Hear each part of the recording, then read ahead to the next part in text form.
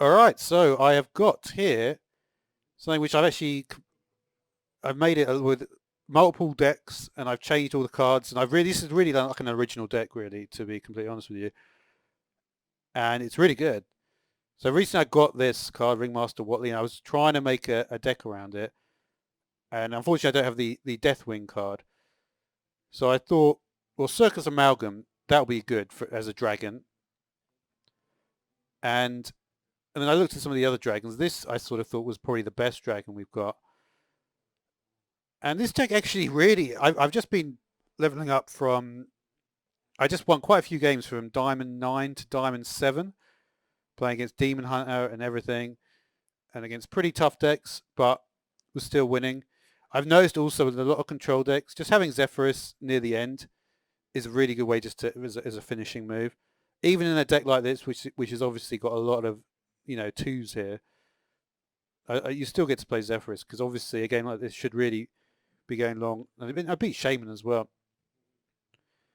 So part of the reason it's good, this deck, is you can get, I think like this is an important card, Bonjour Brawler.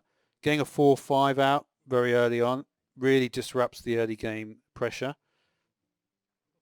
Hecklebot as well is a card, like, it's obviously difficult, but if there's a possibility that you can get their Kane, like for a Demon Hunter, getting their Kane Sunfury out, which is obviously that card is against like a taunt deck like this, is you really want to get rid of that because they're going to be looking to combo that.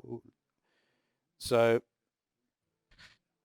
Hecklebot is a good card as well. It's got a very good stat line. Obviously not probably not so good against Priest. That's always gets out something that you really don't want to see. But I still think that like this sort of approach can work. I only put one Scrap Golem in. Two Morden is a card that like you always want to have that in, like in any taunt deck. Since this card came out, I thought it was a good idea to have this.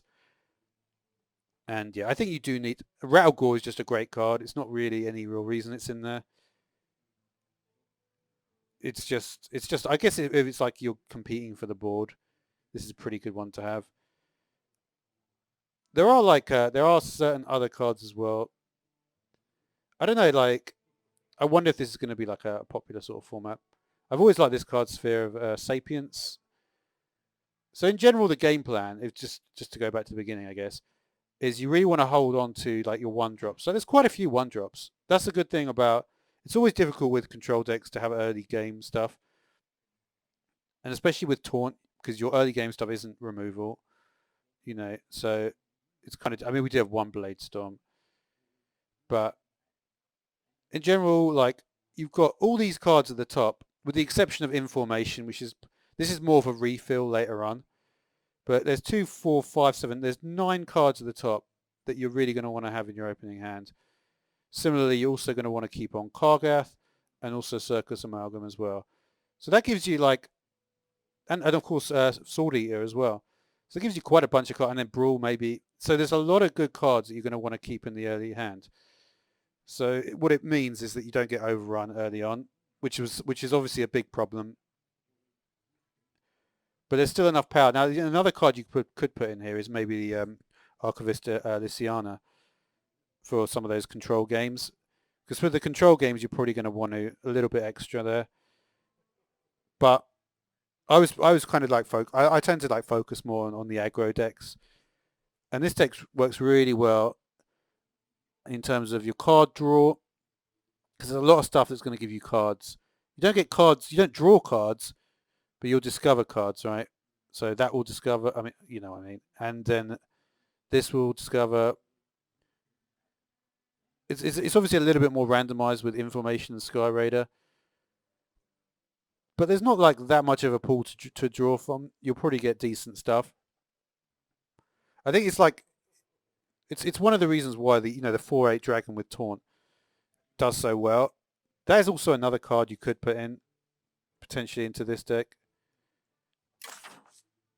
Actually, is it a oh no, isn't it Druid? Oh no, it's a Druid, isn't it? But you can discover that. That's probably why I thought, because I did have it in my last game. But this unfortunately Boom Squad doesn't synergize. I thought about putting this in. You can't get mech or dragon. You also get lackeys. Potentially you could put Boom Squad in there, like, would Boom Squad really? I don't know. I still prefer Sky Raider over Boom Squad. You make it a better card, and you do get Discover. It depends. Like, is Discover really better than a random? It is, but then you get a card on the field here. I don't know. Maybe Boom Squad could replace Sky Raider. I'll have to think about that one. It probably wouldn't make a huge amount of difference. It would be the advantage of being more situational. But yeah, this is a really strong card, Sword Eater.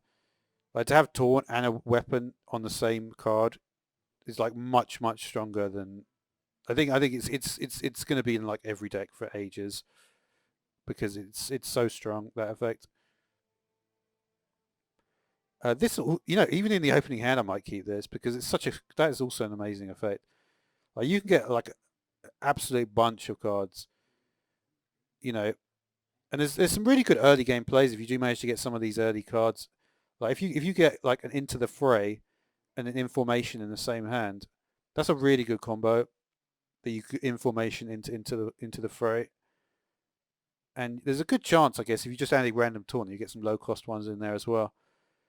But yeah, really good deck. Really works with leveling up. Like I said, I leveled up from Diamond 9 to 7. So thanks for watching.